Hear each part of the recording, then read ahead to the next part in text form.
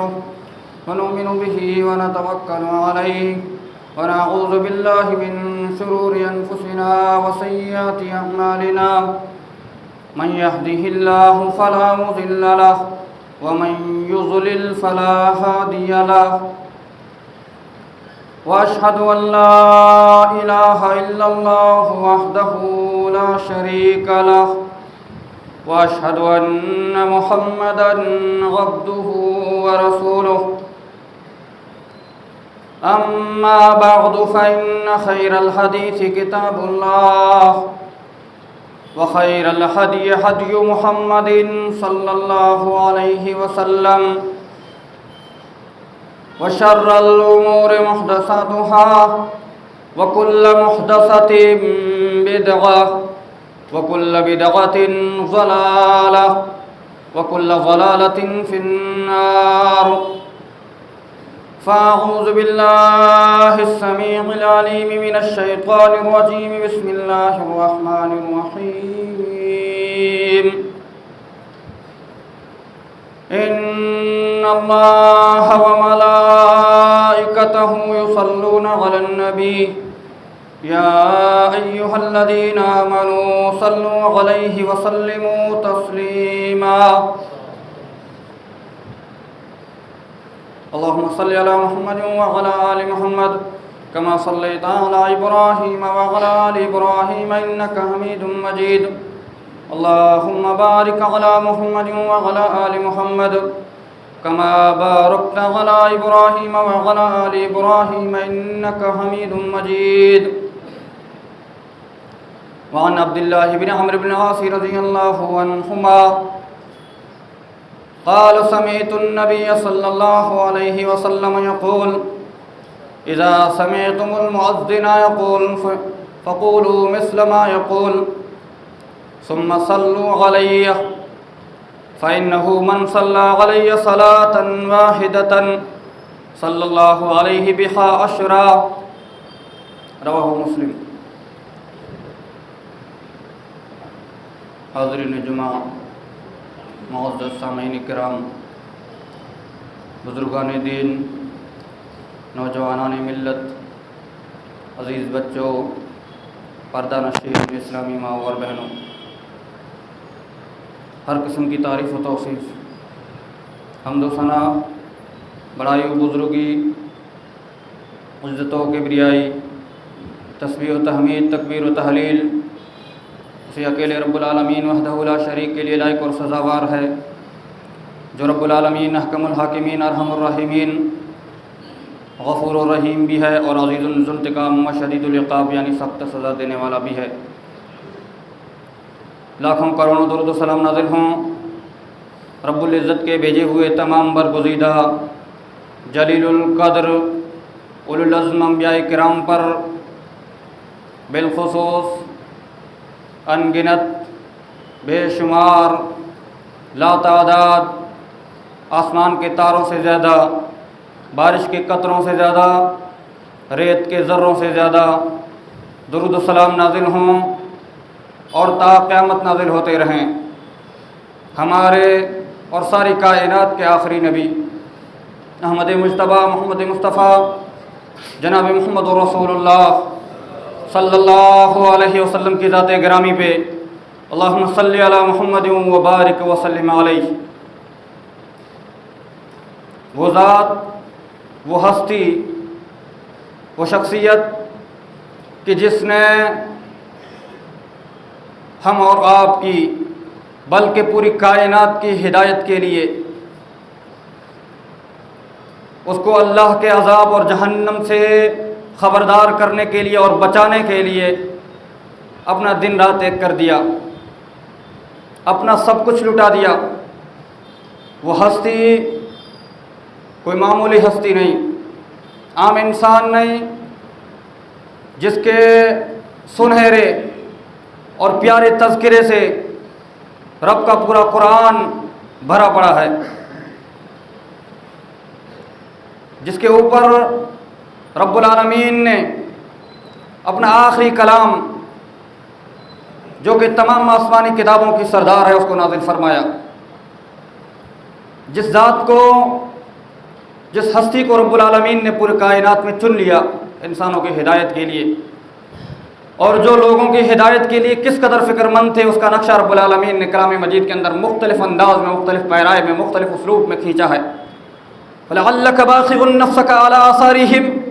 इल्लम युमिनू बिहाज़ल हदीस असफ़ा, क्या अगर ये लोग ईमान नहीं लाते, मुसलमान नहीं होते, तो मेरे हबीब क्या आप अपने नफ्स को हलाक कर देंगे? आप सल्लल्लाहु अलैहि वसल्लम जनाब मुहम्मद रसूलुल्लाह सल्लल्लाहु अलैहि वसल्लम रहमतुल लिल आलमीन सिर्फ इस दुनिया के सरदार नहीं, सिर्फ आम इंसानों के सरदार नहीं, बल्कि तमाम नबियों और रसूलों और पैगंबरों के सरदार, आखिरत के सरदार, क़यामत के दिन अपनी कब्र मुबारक से सबसे पहले उठाए जाएंगे और सबसे पहले रब्बुल आलमीन की बारगाह में सिफारिश करने का हक़ उनको हासिल होगा। जब बड़े बड़े उलुल अज़्म अंबियाए किराम सिफारिश करने से इनकार कर देंगे, मैदान महशर की शख्सियों को याद कीजिए, जब इंसान नफ्सा नफ्सी के आलम में होगा, किसी को किसी की कोई फिक्र नहीं होगी, यहाँ तक कि इंसान अपने माँ बाप से, माँ बाप अपनी लख्ते जिगर और नूर नज़र से दूर हो जाएंगे, शौहर बीवी से, बीवी शौहर से, भाई भाई से जुदा होगा, कोई दोस्त किसी दोस्त के काम नहीं आएगा। ऐसे आलम में लोग महशर की सख्तियों को बर्दाश्त करने से बाहर हो जाएंगे, उनके बर्दाश्त से बाहर हो जाएगा मैदान महशर की सख्तियाँ। तो वो लोग सबसे पहले हज़रत आदम अलैहिस्सलाम के पास जाएंगे, वो आदम अलैहिस्सलाम कि जिनको रब्बुल आलमीन ने अपने मुबारक हाथों से पैदा किया, वो भी इनकार कर देंगे सिफारिश करने से। हज़रत नूह अलैहिस्सलाम के पास आएंगे, वो भी इनकार कर देंगे। हज़रत इब्राहीम अलैहिस्सलाम के पास आएंगे, वो भी इनकार कर देंगे, जो कि अल्लाह के खलील थे। हज़रत मूसा अलैहिस्सलाम, हज़रत ईसा अलैहिस्सलाम, सबके पास जाएंगे, सारे अंबिया इनकार कर देंगे। और ये उलुल अज़्म पैगम्बर हैं, ये हज़रत नूह अलैहिस्सलाम, हज़रत इब्राहीम अलैहिस्सलाम, हज़रत मूसा अलैहिस्सलाम, हज़रत ईसा अलैहिस्सलाम, ये उलुल अज़्म नबी हैं, ये भी इनकार कर देंगे। आखिर में जनाब मुहम्मद रसूलुल्लाह सल्लल्लाहु अलैहि वसल्लम के पास आएंगे, आप सल्लल्लाहु अलैहि वसल्लम फरमाएंगे, अना लहा, यकीनन इस सिफारिश का हकदार मैं ही हूँ, और ये सिफारिश सिर्फ और सिर्फ मेरे लिए वो सिफारिश कि लोगों के दरमियान फैसला कर दिया जाए, जिसको अहादीस की किताबों में और सीरत की किताबों में शफाअत कुबरा से याद किया जाता है। सबसे बड़ी शफाअत, क़यामत के दिन की सबसे बड़ी शफाअत करेंगे आप सल्लल्लाहु अलैहि वसल्लम, और जन्नत के दरवाजे को अपने मुबारक हाथों से खोलेंगे। कायनात के सरदार, आखिरत के सरदार, उस अजीम हस्ती ने हम और आपके लिए क्या कुछ नहीं किया, तो क्या हमारा और आपका ये हक़ नहीं बनता है कि जब भी हम और आप अपने कानों से उस मुबारक हस्ती का, उस ज़ात का नाम सुने, तो अपने होठों को हरकत दें और छोटे से छोटा दुरूद सल्लल्लाहु अलैहि वसल्लम अदा करें। सल्लल्लाहु अलैहि वसल्लम अदा करने में कितना वक्त लगता है मेरे भाई? चंद सेकंड लगते हैं, लेकिन उसके फ़ायदे कितने हैं, बहुत ही अजीम फ़ायदे हैं। प्यारे नबी अलैहिस्सलातु वस्सलाम सिर्फ दुनिया में हमारी हिदायत की फ़िक्र नहीं करते थे, बल्कि आखिरत में भी आप सल्लल्लाहु अलैहि वसल्लम की ज़बान पर अपनी उम्मत का नाम होगा। जिस दिन नबियों की ज़बान पर होगा अल्लाहुम्मा सल्लिम, आम इंसानों की बात छोड़िए, नबी भी कहेंगे अल्लाह मेरी हिफाजत फरमा। हज़रत ईसा अलैहिस्सलाम अपनी वालिदा से जुदा हो जाएंगे, हज़रत मरियम अलैहिस्सलाम अपने लख्ते जिगर हज़रत ईसा अलैहिस्सलाम से जुदा हो जाएंगे, कोई किसी के काम नहीं आएगा। ऐसे आलम में प्यारे नबी अलैहिस्सलाम कहेंगे अल्लाहुम्मा उम्मती। मैदान महशर की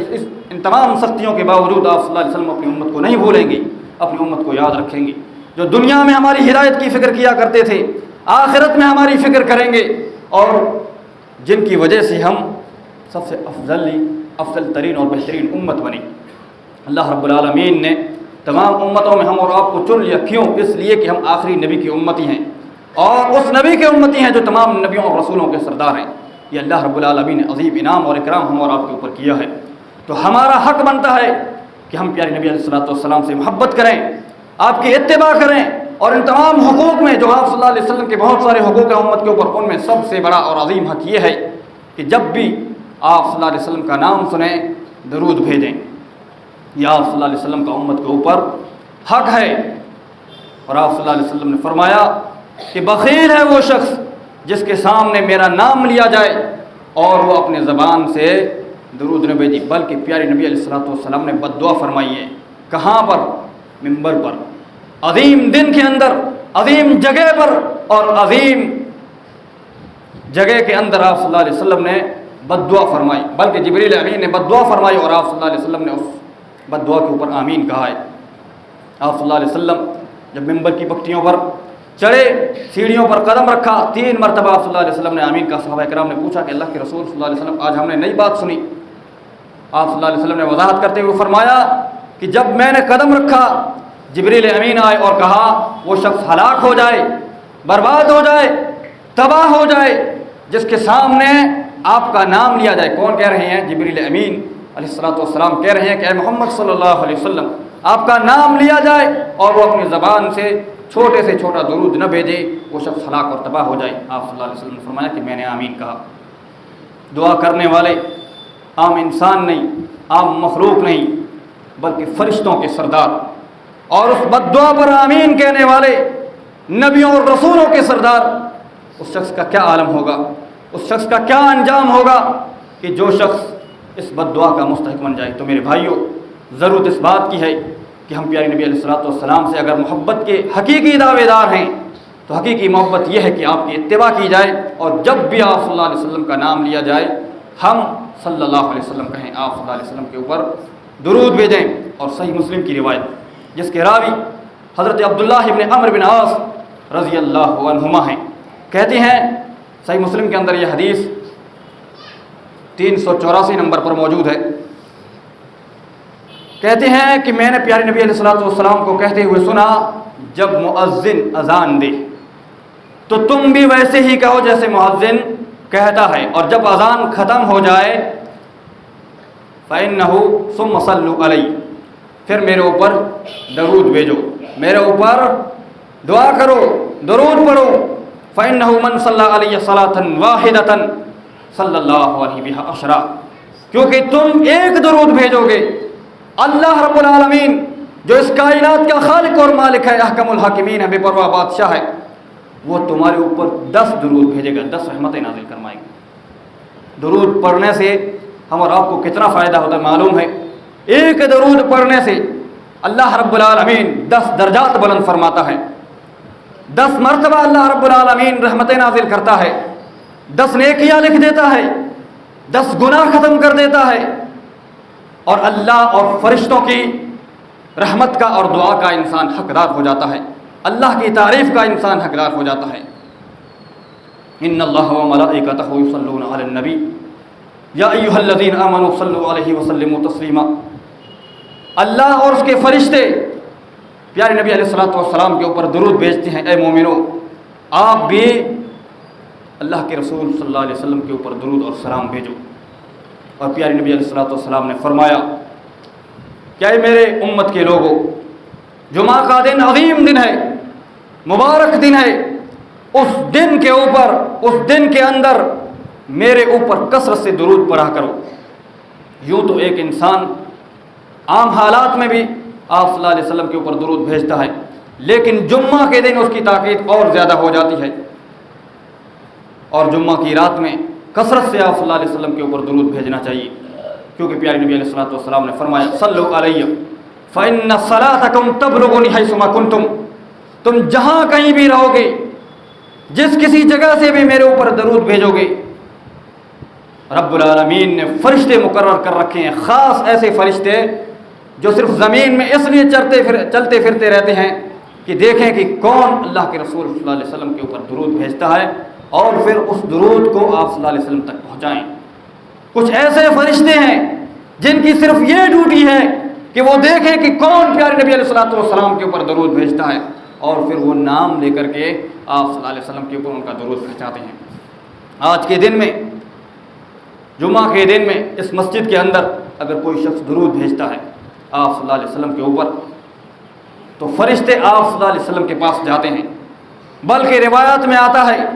کہ آپ صلی اللہ علیہ وسلم کے پاس روح لوٹا دی جاتی ہے قبر کے اندر، اور آپ صلی اللہ علیہ وسلم کو بتلایا جاتا ہے کہ آپ کے فلاں امتی نے، سعید بھائی نے، حنیف بھائی نے، فلاں شخص نے آپ کے اوپر درود بھیجا ہے۔ اللہ اکبر! کیا مقام ہوگا اس شخص کا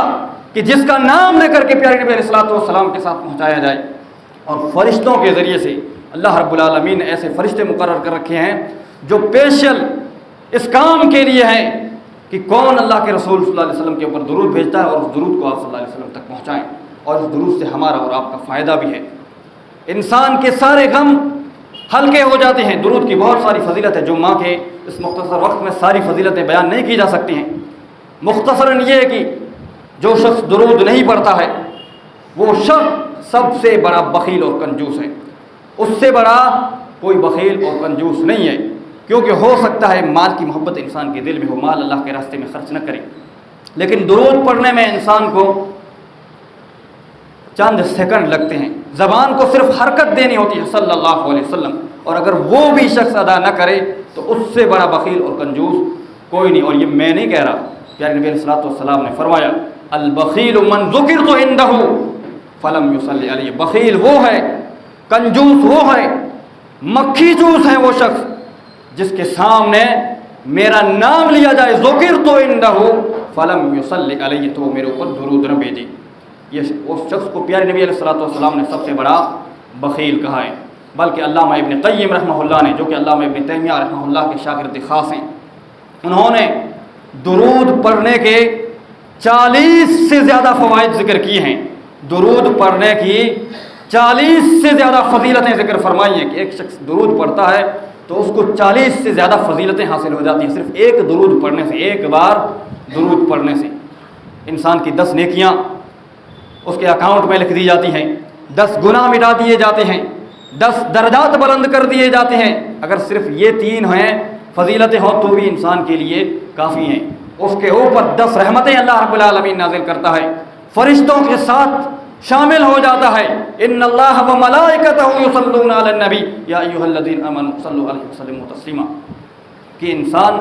جب درود بھیجتا ہے تو اس کا شمار اللہ کے ساتھ اور فرشتوں کے ساتھ ہونے لگتا ہے۔ وہ مقام اور مرتبے کے اعتبار سے آج جو شخص کے دنیا میں کہتے ہیں نا کہ جو شخص جس لیول کا ہوتا ہے، جس کیٹیگری کا ہوتا ہے، اتنے کیٹیگری کا اور اس لیول کے انسانوں کے ساتھ اٹھتا اور بیٹھتا ہے۔ جو شخص پیارے نبی علیہ الصلوۃ والسلام کے پاس درود بھیجتا ہے اس کا ذکر اللہ رب العالمین نے اس آیت کے اندر ایک ساتھ کیا ہے، ان اللہ و ملائکتہ، اللہ کے ساتھ فرشتوں کے ساتھ اس کیٹیگری میں وہ شخص شامل ہو جاتا ہے۔ تو میرے بھائیو کتنی فضیلت ہے درود پڑھنے کی، اور جب انسان درود پڑھتا ہے تو انسان کے سارے غم ہلکے ہو جاتے ہیں، ساری تکلیفیں اور پریشانیاں دور ہو جاتی ہیں، رزق کے اندر برکت ہوتی ہے، انسان کے گناہ معاف ہو جاتے ہیں، انسان ٹینشن فری ہو جاتا ہے۔ ایک صحابی نے عرض کیا کہ اللہ کے رسول صلی اللہ علیہ وسلم میں کتنا آپ کے اوپر درود بھیجوں؟ میں چاہتا ہوں کیا 1/4 حصہ اپنی دعا کا آپ کے لیے خاص کروں؟ آپ صلی اللہ علیہ وسلم نے فرمایا بہتر ہے، لیکن اس سے زیادہ کرو گے تو تمہارے لیے اور اچھا ہے۔ اس نے کہا کہ 1/3 حصہ میں دعا کے اندر درود کو شامل کروں؟ آپ صلی اللہ علیہ وسلم نے فرمایا ٹھیک ہے، لیکن اس سے زیادہ کرو گے تو اور بہتر ہے۔ اس نے کہا آدھا، آپ نے فرمایا اور زیادہ کرو گے اور بہتر ہے۔ اس نے کہا میں پورا درود ہی پڑھتا رہوں گا دعا کے اندر۔ آپ صلی اللہ علیہ وسلم نے فرمایا تب تمہارے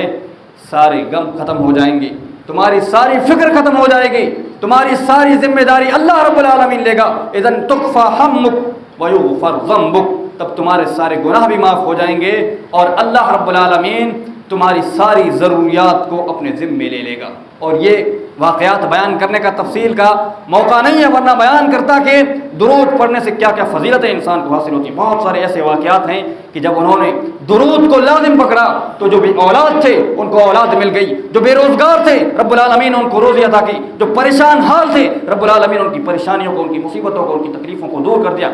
ایسے ایک نہیں بہت سارے واقعات ہیں۔ بہرحال جمعہ کا وقت مختصر ہوتا ہے اور میرا